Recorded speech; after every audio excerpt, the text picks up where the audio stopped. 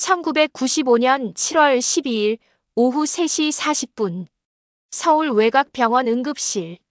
아, 정말 죽을 것 같아요. 박현수 가명. 당시 43세는 이마에 흐르는 땀을 닦으며 접수 창구에 몸을 기댔다. 체온계의 수치는 39.8도를 가리키고 있었고 그의 얼굴은 열병으로 인해 붉게 달아올라 있었다. 언제부터 이렇게 아프셨어요? 간호사의 질문에 현수 씨는 힘겹게 대답했다. 어제 저녁부터요. 처음엔 단순한 감기인 줄 알았는데 밤새 열이 계속 올라가더니 머리가 깨질 것 같아서. 그의 목소리는 쉬어 있었고 말하는 것조차 힘들어 보였다. 함께 온 아내는 걱정스러운 표정으로 남편의 등을 쓰다듬고 있었다. 여보, 괜찮을 거야. 의사 선생님이 보시면 금방 나을 거야. 하지만 내심 그녀도 불안했다. 평소 건강하던 남편이 이렇게 갑자기 쓰러질 줄은 몰랐기 때문이다. 폐에서 이상한 소리가 들리네요. 담당 의사인 김재영 과장은 청진기를 현수 씨의 등에 대고 집중해서 들었다. 숨소리가 평소와 달랐다. 거칠고 어딘가 막힌 것 같은 소리가 났다. 기침은 언제부터 시작됐나요? 오늘 오전부터요. 처음엔 마른 기침이었는데 지금은 가래가 조금씩 나와요. 김 과장은 고개를 끄덕이며 차트에 뭔가를 적었다. 증상만 보면 전형적인 폐렴 초기 증상이었다. 하지만 확실한 진단을 위해서는 더 정밀한 검사가 필요했다. 일단 입원하시는 게 좋겠습니다. 체온이 너무 높고 엑스레이와 혈액 검사 결과를 봐야 정확한 진단이 가능해요. 현수 씨는 잠시 망설였다.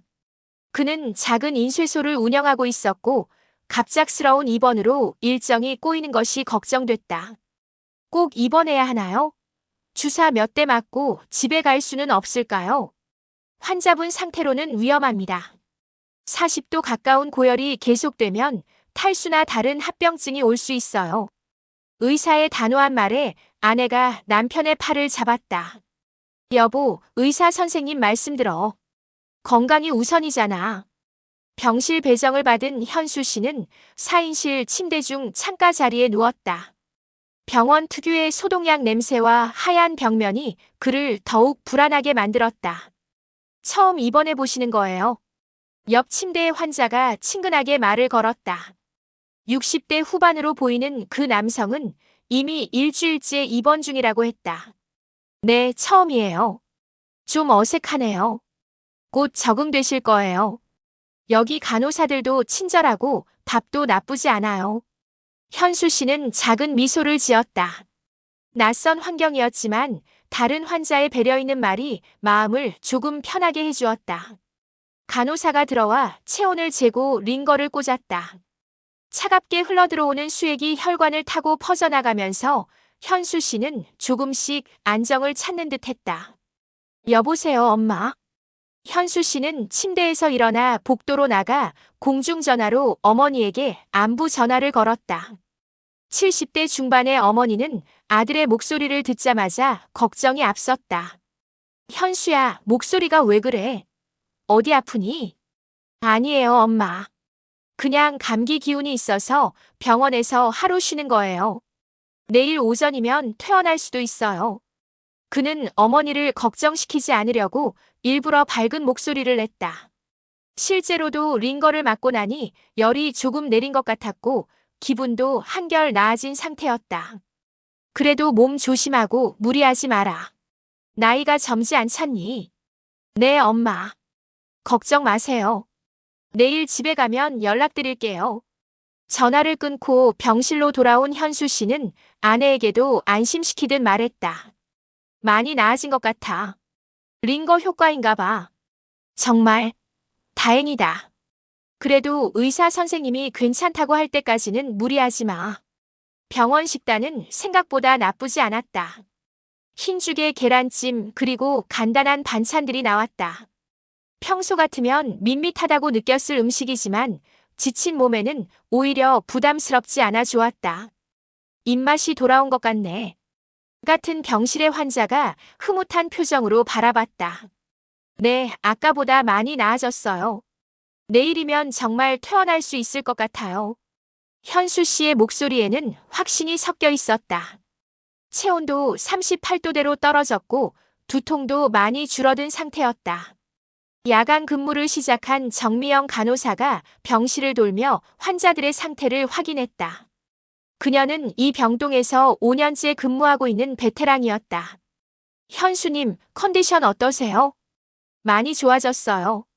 감사합니다. 정 간호사는 체온계를 확인하고 만족스러운 표정을 지었다. 37.8도. 확실히 입원 당시보다 많이 내려간 수치였다. 이 정도면 내일 오전에 퇴원 가능할 것 같네요. 다만 오늘 밤은 푹 쉬시고 열이 다시 오르면 바로 호출 버튼 누르세요. 네, 알겠습니다. 현수 씨는 고개를 끄덕이며 이불을 목까지 올려 덮었다. 병원 침대는 집만큼 편하지 않았지만 하루 종일의 고생을 생각하면 그럭저럭 잘 수 있을 것 같았다. 복도의 조명이 어둑하게 줄어들고 병동은 조용해졌다.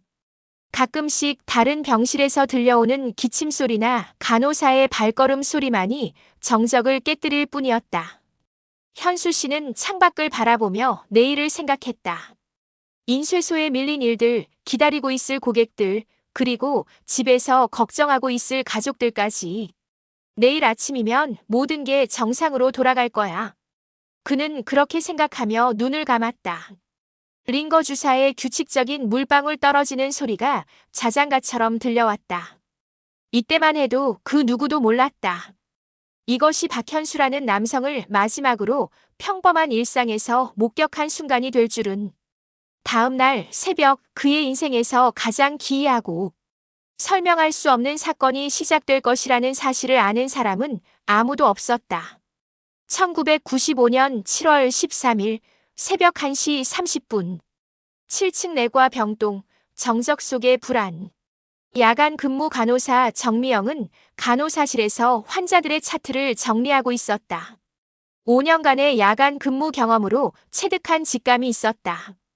오늘 밤은 왠지 평소와 달랐다. 이상하게 조용하네.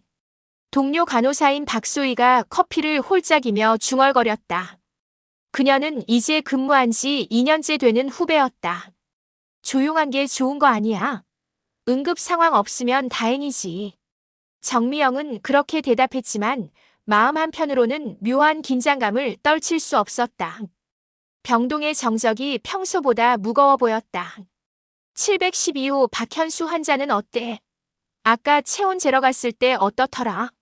많이 좋아졌어요. 열도 내리고 내일 퇴원 가능할 것 같다고 했는걸요. 박소희의 대답에 정미영은 고개를 끄덕였다. 그래도 다행이었다.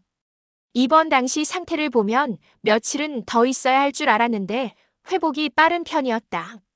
정미영은 손전등을 들고 복도를 따라 각 병실을 돌기 시작했다. 야간 순회는 2시간마다 실시하는 것이 원칙이었다. 환자들의 숨소리, 잠자는 모습, 링거의 상태 등을 확인하는 것이 주된 업무였다. 쪽, 쪽, 쪽. 고무창 간호사화가 리놀륨 바닥에 닿으며 나는 소음만이 복도에 울려 퍼졌다. 병실마다 희미한 야간등이 켜져 있어 환자들의 실루엣을 어렴풋이 확인할 수 있었다. 710호실 위암 수술 후 회복 중인 60대 남성. 잠든 듯 고요했다. 711호실 당뇨 조절을 위해 입원한 50대 여성. 규칙적인 숨소리가 들렸다. 그리고 712호실. 정미영은 문을 살짝 열고 안을 들여다보았다. 4인실 중 창가 침대에 누운 현수 씨의 모습이 보였다. 이불을 목까지 올려 덮고 있었고 옆으로 누워서 창문을 향해 잠들어 있는 것 같았다. 체온이 많이 내렸으니 편하게 자고 있는 것 같네. 정미영은 발소리를 죽여 링거 상태를 확인했다. 수액은 정상적으로 떨어지고 있었고 주사 부위에도 이상이 없어 보였다. 그녀는 조용히 병실을 나섰다. 1층 경비실에서 야간 근무를 하던 김기철 경비원은 모니터를 보며 졸음을 참고 있었다. 12개의 CCTV 화면이 번갈아가며 병원 곳곳의 모습을 보여주고 있었다. 끼. 어디선가 들려온 미세한 소리에 그는 고개를 들었다. 오래된 병원 건물 특성상 밤이면 이런저런 소리가 나곤 했다. 엘리베이터 작동음, 보일러 돌아가는 소리, 때로는 바람에 창문이 흔들리는 소리까지. 또 시작이네. 김경비원은 체온을 확인하며 중얼거렸다. 하지만 이상했다. 평소 들리던 소리와는 조금 달랐다. 더 날카롭고 어딘가 인위적인 느낌이 들었다. 그는 CCTV 모니터를 자세히 들여다보았다. 1층 로비, 각층 복도, 엘리베이터 홀 등이 번갈아 나타났지만 특별히 이상한 점은 보이지 않았다. 뭐 별일 아니겠지. 새벽 3시 15분. 이상한 낌새. 7층 복도에서 야간 청소를 담당하던 이은숙 씨는 복도 끝에서 걸레질을 하고 있었다. 20년 넘게 이 병원에서 청소 일을 해온 베테랑이었다. 병원의 구석구석을 자신의 집처럼 잘 알고 있었다. 발걸음 소리. 그녀는 손을 멈추고 귀를 기울였다. 분명 누군가 걸어가는 소리가 들렸다. 하지만 복도를 둘러봐도 아무도 보이지 않았다. 간호사가 순회하나? 하지만 간호사실 쪽에서 불빛이 보이지 않았다. 그리고 방금 들은 발걸음 소리는 간호사의 고무창 소리와도 달랐다. 더 무겁고 질질 끌리는 듯한 소리였다. 이은숙 씨는 30여 년간 야간 청소 일을 하면서 가끔씩 이런 소리를 들어왔다. 처음에는 무서웠지만 이제는 병원에서 흔히 일어나는 일 정도로 여기고 있었다. 또 누군가 잠 못 이루고 돌아다니나 보네. 그녀는 다시 청소를 시작했다. 하지만 마음 한구석에는 여전히 묘한 불안감이 남아 있었다. 김기철 경비원은 졸음이 쏟아져 고개가 끄덕거렸다. 그 순간 모니터 중 하나에서 희미한 그림자가 스쳐 지나갔다. 그는 정신을 차리고 모니터를 자세히 봤다. 7층 복도를 찍고 있는 카메라였다. 하지만 이미 그 그림자는 사라진 뒤였다. 뭐였지? 김경비원은 녹화 화면을 되감기 기능으로 다시 확인해봤다. 새벽 3시 20분경 7층 복도 끝쪽에서 무언가가 빠르게 지나가는 모습이 포착됐다. 화면 해상도가 좋지 않아 정확한 식별은 어려웠지만 분명 사람의 실루엣 같았다. 그런데 이상한 점이 있었다. 일반적인 걸음걸이와 달랐다. 뭔가 불안정하고 비틀거리는 것 같은 움직임이었다. 환자가 화장실에 가나? 하지만 그 방향은 화장실이 아니라 비상계단 쪽이었다. 환자가 왜 비상계단으로 갔을까? 김경비원은 잠시 고민했다. 확인하러 올라가야 할까? 아니면 간호사실에 연락해야 할까? 하지만 확실하지도 않은 상황에서 소동을 벌이기도 애매했다. 정미영 간호사는 약물 준비를 마치고 다시 한번 병실 순회를 나섰다. 이번에는 몇몇 환자들의 링거를 교체해야 했다. 712호실 문 앞에 서자 뭔가 이상한 느낌이 들었다. 30분 전에 왔을 때와는 분위기가 달랐다. 더 조용하고 무겁다고 해야 할까? 그녀는 문을 열고 안을 들여다보았다. 창가 침대의 현수 씨는 여전히 이불을 덮고 옆으로 누워 있었다. 하지만 뭔가 석연치 않았다. 자세가 똑같네. 30분 전과 정확히 같은 자세였다. 보통 잠자는 사람은 무의식적으로 자세를 바꾸게 마련인데 현수 씨는 미동도 없이 같은 자세를 유지하고 있었다. 정미영은 발소리를 죽이며 침대로 다가갔다. 링거 상태를 확인하려는 것이었다. 하지만 가까이 갈수록 이상한 느낌이 강해졌다. 현수님. 작은 소리로 불러봤지만 반응이 없었다. 깊이 잠든 것 같았다. 그녀는 링거 튜브를 확인했다. 수액은 여전히 떨어지고 있었다. 하지만 뭔가 이상했다. 수액 속도가 평소보다 빠른 것 같았다. 그리고 침대 시트가 평소보다 더 팽팽하게 당겨져 있는 것도 눈에 띄었다. 너무 예민하게 생각하나? 정미영은 고개를 저으며 병실을 나섰다. 하지만 마음속 불안감은 쉽게 가라앉지 않았다. 새벽 3시 45분. 충격의 발견. 정미영은 다른 환자들의 링거 교체를 마치고 마지막으로 712호실을 다시 확인하러 갔다. 혈압약을 투여해야 하는 환자가 있었기 때문이었다. 그런데 문 앞에 서자마자 이상함을 감지했다. 병실 안이 너무 조용했다. 4명이 함께 있는 병실치고는 숨소리조차 들리지 않았다. 이상하네. 그녀는 문을 열고 안으로 들어갔다. 그리고 침대를 하나씩 확인했다. 정미영의 심장이 두근거리기 시작했다.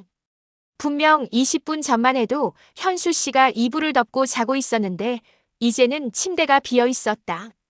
그녀는 급히 손전등을 켜서 침대 주변을 비췄다. 이불은 깔끔하게 정리되어 있었고 개인 용품들도 그대로 있었다. 하지만 현수 씨의 모습은 어디에서도 찾을 수 없었다. 화장실에 갔나? 하지만 병실 안 화장실을 확인해봐도 없었다. 복도 쪽 공용 화장실에 갔을 수도 있었다. 정미영은 급히 복도로 나가 화장실을 확인했다. 남자 화장실 문을 두드려보고 안을 들여다봤지만 아무도 없었다. 현수님, 현수님. 작은 목소리로 불러봤지만 대답이 없었다. 다른 환자들을 깨울까봐 크게 부를 수도 없었다.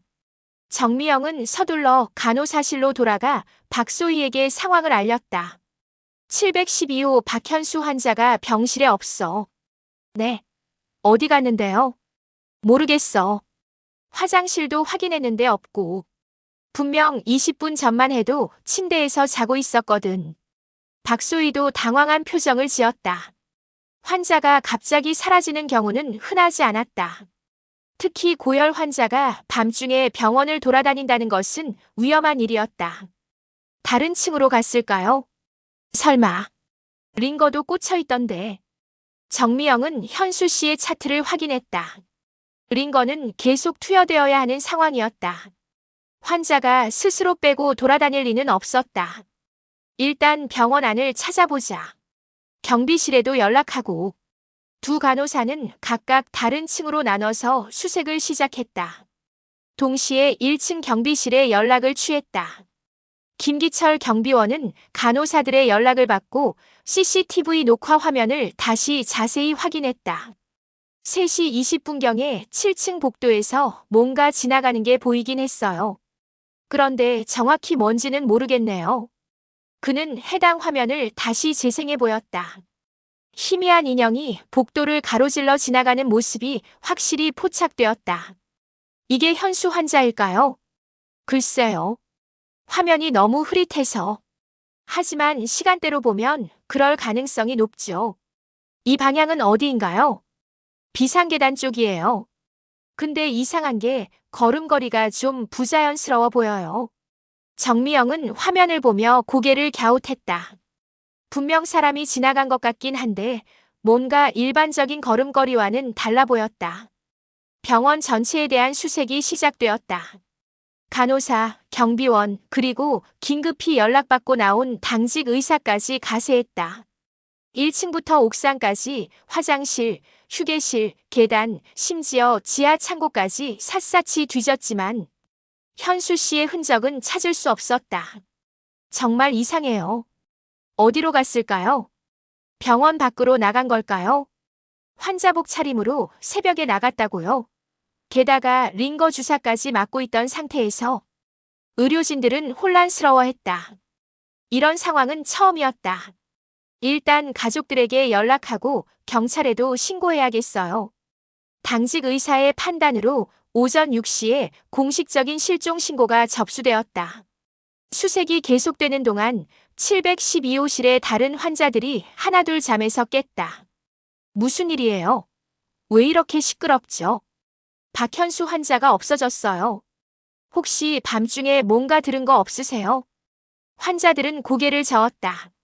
모두 깊이 잠들어 있어서 아무것도 듣지 못했다고 했다. 하지만 침대 2번의 60대 환자가 뭔가 기억나는 듯 말했다. 그러고 보니 새벽에 뭔가 소리가 났던 것 같기도 하고.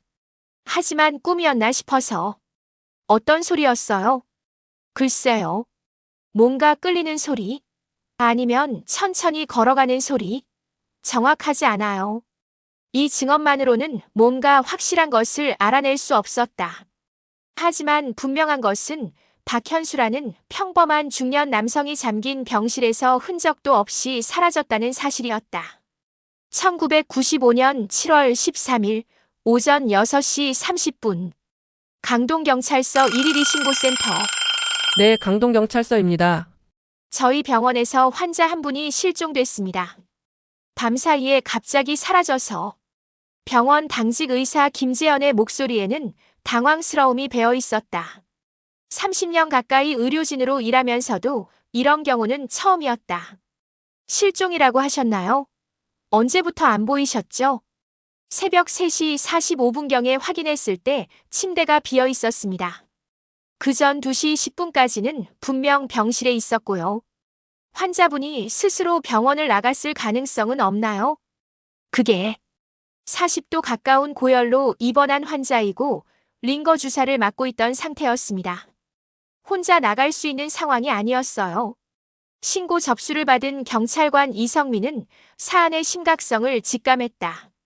단순한 가출이 아닐 수 있다는 생각이 들었다. 지금 병원에서 수색은 해보셨나요?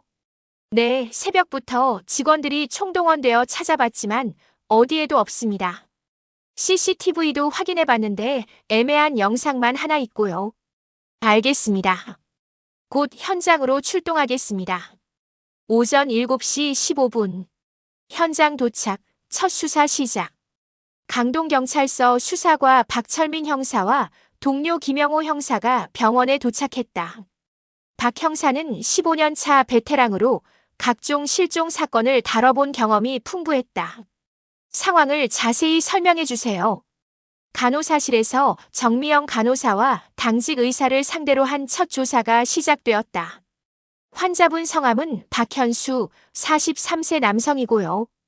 어제 오후 3시 40분경에 폐렴 의심으로 입원하셨습니다. 정미영은 차분하게 상황을 설명했지만 밤새 겪은 충격으로 목소리가 조금씩 떨렸다. 마지막으로 확인한 시간이 새벽 2시 10분이라고 하셨죠? 네, 그때는 분명히 침대에서 자고 계셨어요. 이불을 목까지 덮고 옆으로 누워서. 그리고 다음에 확인했을 때가 3시 45분. 네, 그때는 침대가 완전히 비어 있었고 이불도 깔끔하게 정리되어 있었습니다. 박 형사는 고개를 끄덕이며 메모했다. 1시간 35분이라는 시간 간격.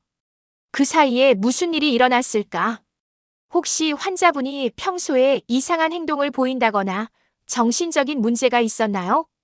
아니요, 전혀요. 오히려 굉장히 차분하고 협조적이셨어요.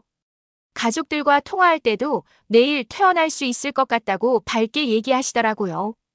경찰은 병원 경비실에서 CCTV 영상을 분석하기 시작했다. 김기철 경비원이 새벽에 발견했다는 그 애매한 영상이 유일한 단서였다. 이 부분입니다. 화면에는 새벽 3시 20분경 7층 복도를 가로지르는 희미한 인형이 포착되어 있었다. 하지만 영상의 화질이 좋지 않아 정확한 식별이 어려웠다. 키는 어느 정도로 보이나요? 대략 170cm 내외로 보입니다. 박현수 씨의 키가 172cm니까 비슷하긴 해요. 김영호 형사가 화면을 여러 번 돌려보며 분석했다. 걸음걸이가 좀 이상해 보이는데요. 네, 저도 그렇게 생각했어요. 뭔가 비틀거리거나 다른 사람이 부축하는 것 같기도 하고. 하지만 화면만으로는 확실한 것을 알 수 없었다. 다만 한 가지 확실한 건 새벽 3시 20분경에 누군가가 7층 복도를 지나갔다는 사실이었다. 이 방향은 어디로 이어지나요? 비상계단입니다. 거기서 다른 층으로 내려갈 수도 있고 옥상으로 올라갈 수도 있어요. 오전 9시 20분. 박현수의 아내 이영애 씨가 급히 병원으로 달려왔다. 새벽에 걸려온 전화를 받고 뒤죽박죽 옷을 입고 나온 그녀의 얼굴은 창백했다. 여보가 정말 없어진 거예요. 그녀의 목소리는 떨리고 있었다. 어제까지만 해도 내일 퇴원한다고 밝게 얘기하던 남편이 갑자기 사라졌다는 것이 믿어지지 않았다. 부인, 진정하시고 몇 가지 여쭤볼 게 있습니다. 박철민 형사가 부드럽게 말했다. 남편분이 평소에 스트레스를 많이 받으신다거나 어떤 고민이 있으셨나요? 아니에요. 인쇄소일이 좀 바쁘긴 했지만 특별히 큰 문제는 없었어요. 오히려 요즘 일이 잘 돼서 기분 좋아하고 있었거든요. 이영애 씨는 눈물을 닦으며 대답했다. 혹시 빚이나 금전적인 문제는 없으셨나요? 없어요. 저희가 그렇게 부유하지는 않지만 빚 때문에 고생할 정도는 아니었어요. 다른 여자나 가정 문제는요? 이 질문에 이영애 씨는 잠시 화가 난 표정을 지었다. 우리 남편이 그런 사람 아니에요. 15년을 같이 살았는데 제가 모를까요? 오전 10시 40분. 본격적인 수색 작업. 경찰은 병원 전체에 대한 체계적인 수색을 시작했다. 1층부터 지하까지 구석구석 샅샅이 뒤지기 시작했다. 총 30여 명의 경찰과 소방관, 그리고 병원 직원들이 동원되었다. 여기 뭔가 있어요. 지하 보일러실 근처에서 수색하던 경찰관이 소리쳤다. 모든 사람들의 시선이 그곳으로 집중되었다. 보일러실 입구에서 약 3m 떨어진 곳, 구석진 파이프 뒤쪽에서 환자 복상의 한 벌이 발견되었다. 이게 박현수 씨 것일까요? 박철민 형사가 조심스럽게 옷을 들어올렸다. 흰색 환자복이었고 가슴 부분에는 병원이라는 글씨가 인쇄되어 있었다. 네, 맞는 것 같아요. 저희 병원 환자복이에요. 간호사가 확인해 주었다. 그런데 이 얼룩은 뭐죠? 옷의 앞쪽과 소매 부분에 검은 얼룩이 여러 개 묻어 있었다. 마치 무언가를 흘린 듯한 모양이었다. 혈흔일까요? 아니면 기름 자국일 수도 있고요. 여기 보일러실이니까. 정확한 분석을 위해 옷은 곧바로 국과수로 보내졌다. 하지만 결과가 나오기까지는 며칠이 걸릴 예정이었다. 첫 번째 기자가 병원에 나타났다. YTN의 사회부 기자 김동현이었다. 그는 경찰 무전을 통해 이 사건을 파악하고 곧바로 현장으로 달려온 것이었다. 실종된 환자분에 대해 좀 알려주실 수 있나요? 병원 관계자들은 당황했다. 아직 사건의 전모가 파악되지도 않은 상황에서 언론이 달려온 것이다. 지금은 수사 중이라 자세한 말씀드리기 어렵습니다. 하지만 기자는 포기하지 않았다. 병원 직원들과 주변 사람들을 상대로 취재를 시작했다. 환자가 병실에서 갑자기 사라졌다는 게 사실인가요? 어떻게 사라진 거죠? 병실 문은 잠겨 있지 않았나요? 질문들이 쏟아졌다. 점심 뉴스 시간에 첫 번째 보도가 나갔다. 서울 외곽의 한 병원에서 입원 환자가 밤사이 실종되는 사건이 발생했습니다. 경찰은 현재 병원 전체에 대한 수색 작업을 벌이고 있지만 아직까지 실종자의 행방을 찾지 못하고 있습니다. 짧은 보도였지만 사건에 대한 사람들의 관심을 불러일으키기에는 충분했다. 특히 잠긴 병실에서 어떻게 사라졌는가라는 부분은 시청자들의 호기심을 자극했다. 박현수의 어머니 김순자 씨가 병원에 도착했다. 지팡이를 짚고 어렵게 걸어오는 노인의 모습이 안타까워 보였다. 우리 현수가 어디 갔대요? 그녀는 며느리인 이영애 씨를 붙잡고 울기 시작했다. 어머니, 진정하세요. 금방 찾을 거예요. 하지만 이영애 씨도 내심 불안하기는 마찬가지였다. 경찰은 어머니를 상대로도 조사를 실시했다. 아들분이 평소에 어떤 분이셨나요? 착했어요. 정말 착한 아이였어요. 어려서부터 말썽 한 번 안 부리고 결혼해서도 효도 잘하고. 김순자 씨는 눈물을 흘리며 말했다. 혹시 요즘 힘들어한다거나 이상한 행동을 보인 적은 없나요? 없어요. 오히려 요즘 사업이 잘 되어간다고 기뻐했는걸요. 어제도 전화로 내일 퇴원한다고 밝게 얘기했잖아요. 경찰은 병원 직원들을 상대로 한 조사도 병행했다. 야간에 근무했던 모든 사람들의 증언을 수집하는 것이었다. 청소원 이은숙 씨의 증언이 특히 주목받았다. 새벽 3시쯤에 7층에서 이상한 소리를 들었어요. 어떤 소리였나요? 발소리 같았는데 보통 사람이 걷는 소리와는 달랐어요. 뭔가 질질 끌리는 것 같은. 다른 건 못 보셨나요? 아니요. 소리만 들었어요. 복도를 둘러봤는데 아무도 보이지 않더라고요. 이 증언은 CCTV 영상과 시간이 거의 일치했다. 새벽 3시 20분경에 의문의 인형과 연결될 가능성이 높아 보였다. 병원에서는 오후 5시 30분에 긴급 기자회견을 열었다. 이미 여러 언론사의 기자들이 몰려든 상태였다. 저희 병원에서 발생한 환자 실종 사건에 대해 말씀드리겠습니다. 병원 원장 정승호 씨가 마이크 앞에 섰다. 그의 얼굴에는 피로와 당황스러움이 역력했다. 어제 오후 입원한 박현수 환자가 새벽 시간대에 실종되었습니다. 현재 경찰과 함께 수색 작업을 진행하고 있으며 병실 문은 잠겨 있지 않았나요?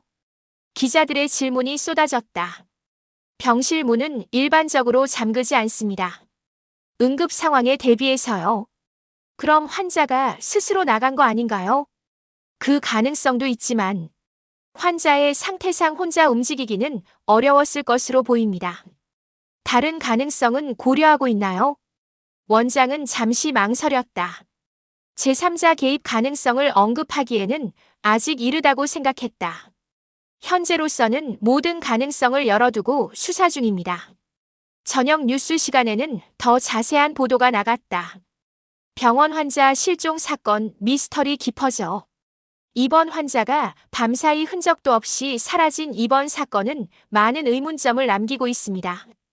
특히 환자복만 지하에서 발견된 점이 주목받고 있습니다. 방송에서는 병원 전경과 수색 장면, 그리고 가족들의 인터뷰가 방영되었다. 현수는 평범한 아들이었습니다.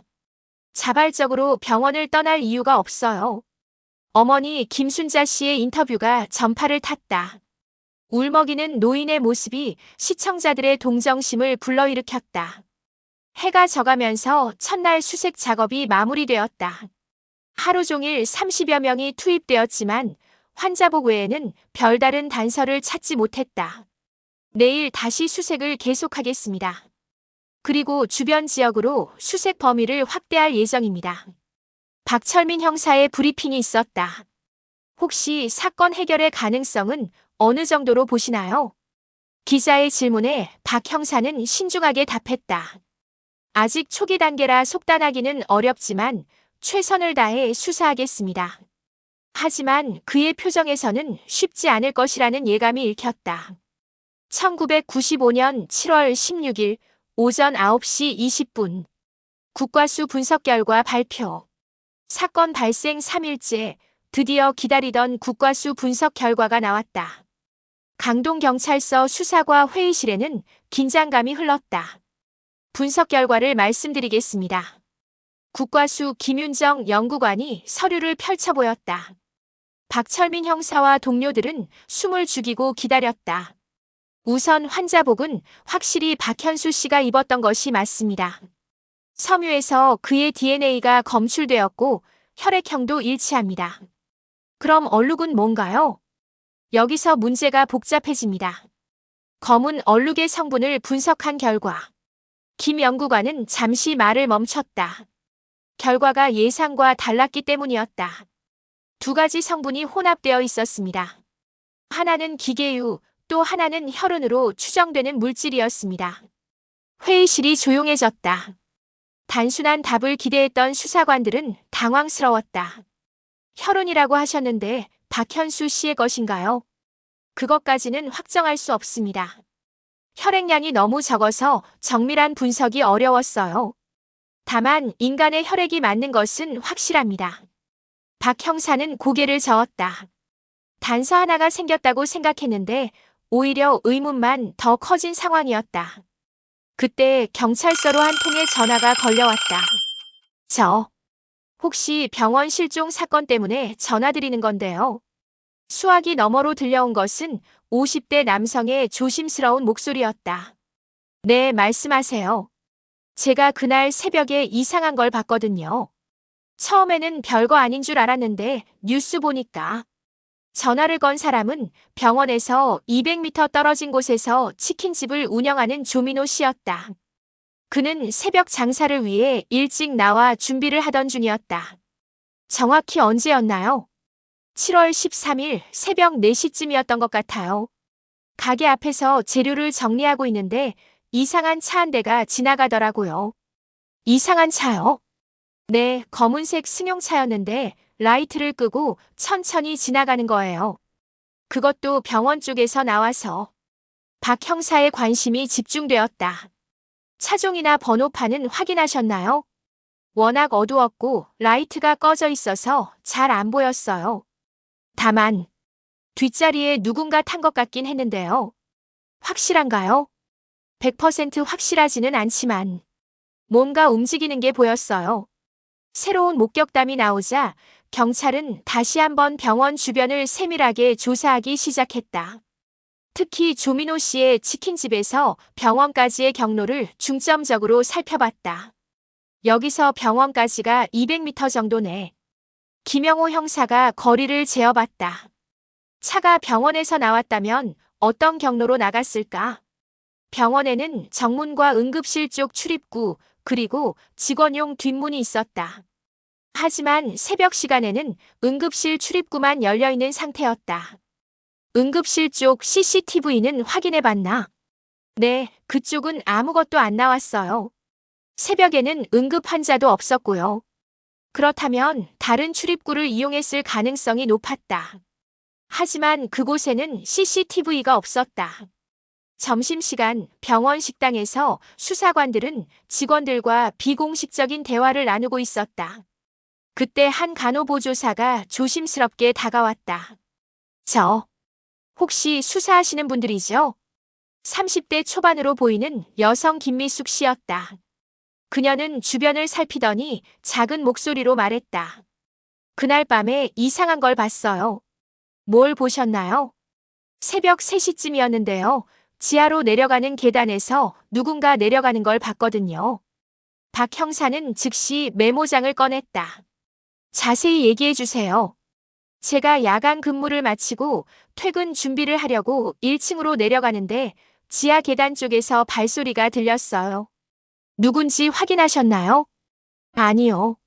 무서워서 그냥 지나쳤어요. 그런데 지금 생각해보니 이상했어요. 뭐가요? 발소리가 2명분이었거든요. 한 명은 평범했는데 다른 한 명은 뭔가 끌리는 것 같은. 이 증언은 청소원 이은숙 씨의 증언과 일치하는 부분이 있었다. 끌리는 것 같은 소리라는 표현이 특히 그랬다. 새로운 증언을 바탕으로 경찰은 지하에 대한 재수색을 실시했다. 이번에는 더 세밀하게 놓친 부분이 없는지 꼼꼼히 살펴봤다. 여기 뭔가 있어요. 보일러실에서 약 50m 떨어진 의료 폐기물 보관소 근처에서 소방관이 소리쳤다. 뭘 찾았나요? 발자국 같은데요. 바닥에는 희미하지만 분명한 발자국 흔적이 남아 있었다. 하나는 깔끔한 신발 자국이었고 다른 하나는 맨발이나 슬리퍼 자국 같아 보였다. 환자복에 슬리퍼를 신었으니까. 박 형사는 고개를 끄덕였다. 박현수 씨가 병원 슬리퍼를 신고 있었다는 것은 이미 확인된 사실이었다. 그런데 이 발자국들이 어디로 향하고 있나요? 발자국은 의료 폐기물 보관소를 지나 더 안쪽으로 이어지고 있었다. 그 끝은 병원 뒷문과 연결되는 통로였다. 경찰은 병원 뒷문 주변을 집중적으로 조사했다. 평소에는 거의 사용하지 않는 출입구였지만 직원들이 가끔 이용하는 곳이기도 했다. 문이 잠겨 있나요? 아니요, 안전상의 이유로 안에서는 항상 열 수 있게 되어 있어요. 병원 관계자의 설명이었다. 그럼 누구나 이 문으로 나갈 수 있다는 얘기네요. 네, 그렇습니다. 뒷문 앞지면을 자세히 살펴보니 타이어 자국이 발견되었다. 오래된 것인지 최근 것인지는 확실하지 않았지만 차량이 이곳에 정차했었다는 증거였다. 여기서 조민호 씨 치킨집까지는 얼마나 되나요? 대략 150m 정도 됩니다. 거리도 목격담과 일치했다. 점점 퍼즐의 조각들이 맞춰지는 것 같았다. 오후 5시 30분. 병원 관계자들의 추가 증언. 경찰은 병원 직원들을 상대로 추가 조사를 실시했다. 특히 그날 밤 근무했던 모든 사람들의 동선을 다시 한번 확인했다. 혹시 평소에 뒷문을 자주 이용하는 직원이 있나요? 흡연하는 직원들이 가끔 이용해요. 그리고 야간에 음식 배달을 시켜 먹을 때도. 총무과장의 대답이었다. 그날 밤에 뒷문을 이용한 사람은 없나요? 제가 아는 한에서는 없었던 것 같은데요. 하지만 확실하지는 않았다. 야간 시간에는 관리가 느슨해질 수밖에 없었기 때문이다. 혹시 병원 관계자 중에 검은 승용차를 타는 사람이 있나요? 이 질문에 몇몇 직원들이 서로 눈치를 봤다. 글쎄요. 여러 명이 있을 텐데요. 분명 뭔가 숨기는 것 같았지만 더 캐묻기는 어려웠다. 그때 또 다른 목격자가 나타났다. 병원 근처에서 새벽 배송 일을 하는 우유 배달원 정승훈 씨였다. 제가 그날 새벽에 이상한 걸 봤어요. 그는 매일 새벽 3시 30분부터 우유 배송을 시작하는데 그날도 평소와 같이 일을 하고 있었다. 병원 뒷문 쪽에서 검은 차 한 대가 나오는 걸 봤어요. 정확한 시간이 기억나세요? 네, 제가 시계를 봤거든요. 3시 55분이었어요. 이는 조민호 씨의 목격담보다 약간 이른 시간이었다. 하지만 충분히 같은 차량일 가능성이 있었다. 차에 대해 더 자세히 기억나는 게 있나요? 검은색 세단이었고요. 번호판은 잘 안 보였지만 서울 번호판 같았어요. 탑승자는 봤나요? 운전석에 한 명은 확실히 있었고요. 뒷자리에도 뭔가 있는 것 같았는데 확실하지는 않아요. 저녁 늦은 시간 강동경찰서 수사본부에서 긴급회의가 열렸다. 하루 동안 수집된 새로운 정보들을 종합해서 사건을 재검토하는 자리였다. 정리해보자. 박철민 형사가 화이트보드에 시간 순으로 정리했다. 이렇게 보니 하나의 스토리가 만들어지는 것 같은데. 김영호 형사가 말했다. 누군가 환자를 데리고 병원에서 나갔다는 얘기죠. 그럴 가능성이 높아 보입니다. 하지만 여전히 의문점들이 남아 있었다. 그런데 왜? 누가 박현수 씨를 데려갔을까요? 그리고 어떻게 아무도 모르게 병실에서 데려나올 수 있었을까요? 저녁 9시 50분. 가족들의 새로운 증언. 경찰은 가족들을 다시 불러 새로운 정보를 바탕으로 추가 조사를 실시했다. 혹시 박현수 씨가 병원 관계자 중에 아는 사람이 있었나요? 이영애 씨는 고개를 저었다. 처음 가본 병원인데 누굴 알겠어요? 사업상 문제나 개인적인 갈등은 정말 없었나요? 정말 없었어요. 저희 남편은 조용한 성격이에요. 누구랑 싸울 일도 없고. 하지만 박 형사는 뭔가 놓친 부분이 있을 것이라고 생각했다. 혹시 인쇄소 고객 중에 특이한 사람이 있었나요? 아니면 최근에 새로운 고객이 생겼다거나. 이 질문에 이영애 씨가 잠시 생각하더니 말했다. 그러고 보니 최근에 큰 주문이 하나 들어왔다고 했었어요. 어떤 주문이요? 잘은 모르겠지만 뭔가 급하게 처리해야 하는 일이라고 했었거든요. 돈도 좋고. 혹시 어떤 내용인지 아세요? 아니요. 남편이 일에 대해서는 자세히 얘기 안 해서. 하지만 이것도 중요한 단서가 될 수 있었다. 수사팀은 새로운 가설을 세우기 시작했다. 혹시 박현수 씨가 인쇄소에서 뭔가 중요한 작업을 하고 있었던 건 아닐까? 그래서 누군가 그를 납치한 거라고요? 가능성은 있죠. 1990년대 중반이면 각종 위조 문서나 불법 출판물 같은 일들이 많았으니까요. 하지만 이것도 추측일 뿐이었다. 내일 인쇄소를 수색해봐야겠어요. 그리고 최근 주문 내역도 자세히 살펴보고요. 사건 발생 4일째가 저물어가고 있었다. 새로운 단서들이 나왔지만 여전히 박현수의 행방은 오리무중이었다. 내일은 인쇄소 수색과 함께 병원 직원들에 대한 전면적인 조사를 실시하겠습니다. 박 형사는 동료들에게 말했다. 그리고 검은 승용차에 대한 수소문도 계속해야 하고요. 하지만 모든 수사관들의 마음 한편에는 불안감이 자리하고 있었다. 시간이 갈수록 사건은 더 복잡해지고 있었고 박현수라는 평범한 남성의 실종은 점점 더 미스터리한 양상을 띄어가고 있었다. 2025년 7월 13일 서울 강동구. 30년이라는 세월이 흘렀다. 1995년 그 뜨거운 여름날 시작된 병원 환자 실종 사건은 여전히 미제 사건으로 남아있다. 한때 온 국민의 관심을 끌었던 이 사건은 이제 사람들의 기억 저편으로 사라져갔지만 몇몇 사람들에게는 여전히 풀리지 않은 숙제로 남아있다. KBS 탐사보도부 기자 이민호는 최근 이 사건에 대한 재조명 작업을 시작했다. 미제 사건 전문 프로그램 그날의 진실을 위한 취재였다. 30년 전 이 사건을 담당했던 수사관들을 만나보니 모두 한결같이 아직도 잊을 수 없는 사건이라고 하더군요. 이민호 기자는 사무실에서 두꺼운 사건 파일을 뒤적이며 말했다. 30년 전의 신문 스크랩, 당시 수사 기록, 그리고 관련자들의 인터뷰까지. 책상 위에는 이 사건과 관련된 자료들이 산더미처럼 쌓여 있었다. 강동구의 한 커피숍에서 이민호 기자는 당시 사건을 담당했던 박철민 전 형사와 만났다. 은퇴한 지 8년이 된 그는 여전히 이 사건을 잊지 못하고 있었다. 30년이 지났지만 아직도 생생해요. 특히 박현수 씨 어머니가 우시던 모습은. 박 전 형사는 커피잔을 들며 깊은 한숨을 내쉬었다. 당시 어디까지 수사가 진행되었나요? 거의 모든 가능성을 다 검토했죠. 자발적 실종설, 제3자 개입설, 심지어는 병원 내부자 범행설까지. 결론은 어떻게 내리셨나요? 솔직히 말하면 결론을 내릴 수 없었어요. 단서는 있었지만 확실한 증거가 없었거든요. 박 전 형사는 30년 전 그 시절을 회상하며 천천히 말을 이어갔다. 검은 승용차 목격담, 지하에서 발견된 환자복, 2명의 발소리. 모든 게 제3자 개입을 시사하는 것 같았어요. 하지만 결정적인 증거가 없었죠. 인쇄소 쪽 수사는 어떻게 됐나요? 그것도 결국 막다른 길이었어요.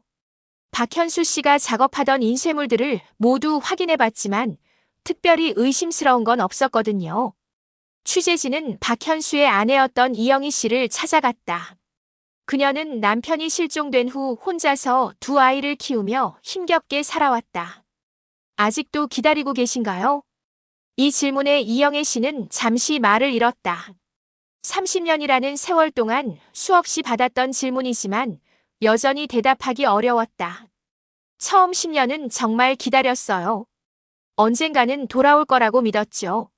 하지만 이제는 그녀의 목소리가 떨렸다. 아이들이 커서 결혼도 하고 손자, 손녀도 생겼어요.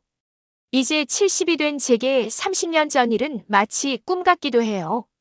남편분에 대해서는 어떻게 생각하세요? 스스로 떠난 걸까요? 아니면? 모르겠어요. 정말 모르겠어요. 다만 한 가지 확실한 건 우리 남편은 가족을 버리고 떠날 사람이 아니었다는 거예요. 현재는 요양병원으로 바뀐 옛 병원 자리. 취재진은 당시 간호사였던 정미영 씨를 만났다.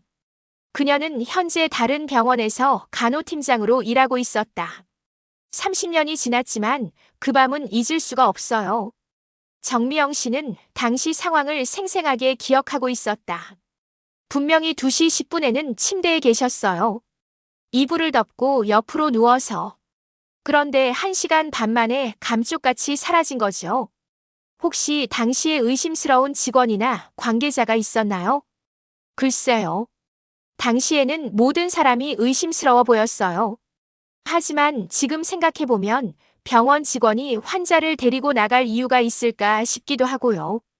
외부인이 침입했을 가능성은 어떻게 보세요? 그것도 쉽지 않았을 거예요. 야간에는 출입이 제한되어 있었거든요. 그리고 4인실에서 1명만 데리고 나간다는 것도. 정미영 씨는 고개를 저었다.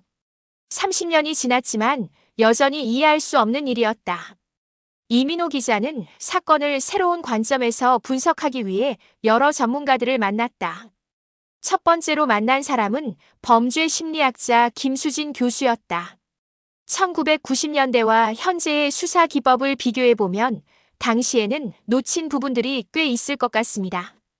김 교수는 사건 파일을 검토하며 말했다. 예를 들어 DNA 분석이나 디지털 포렌식 같은 것들은 당시에는 거의 불가능했죠. 지금이라면 좀 더 정밀한 분석이 가능할 텐데. 그럼 현재의 기준으로 보면 어떤 가설이 가장 유력하다고 보시나요? 개인적으로는 계획적 범행일 가능성이 높다고 생각해요. 병원 구조를 잘 아는 사람이 개입됐을 것 같고요. 내부자 범행이라는 얘기인가요? 그렇다고 단정할 수는 없지만 적어도 내부 사정을 잘 아는 사람의 도움이 있었을 거라고 봅니다. 두 번째로 만난 전문가는 실종 사건 전문 수사관 출신인 한정수 박사였다. 그는 30년간 각종 실종 사건을 다뤄온 베테랑이었다. 이 사건의 가장 큰 특징은 완전 실종이라는 점입니다. 한 박사는 자료를 살펴보며 말했다. 보통 실종 사건은 어딘가에서 흔적이 발견되기 마련인데 이 사건은 30년이 지나도록 아무런 흔적이 없어요. 그럼 어떤 가능성들이 있을까요? 크게 세 가지로 나눠볼 수 있습니다. 첫째, 완전 범죄. 둘째, 자발적 신분 세탁. 셋째, 해외 도피나 이민. 자발적 신분 세탁이라는 건 뭔가요? 본인이 의도적으로 모든 흔적을 지우고 새로운 신분으로 살아가는 겁니다. 1990년대에는 지금보다 그런 일이 쉬웠거든요. 하지만 가족들은 그럴 이유가 없다고 하는데요. 가족도 모르는 사정이 있었을 수도 있죠. 빚이나 범죄 연루 같은. 2025년 7월 13일 밤 10시 30분. 30주년을 맞는 밤. 정확히 30년 전 그날 밤 박현수는 병원 712호실에서 사라졌다. 이민호 기자는 현재 요양병원이 된 그 자리에 서서 30년 전 그 밤을 상상해봤다. 과연 무슨 일이 일어났을까요? 그는 혼자 중얼거렸다. 30년이라는 세월 동안 수많은 가설들이 제기됐고 수많은 사람들이 이 사건에 대해 추측해봤다. 하지만 진실은 여전히 베일에 쌓여 있다.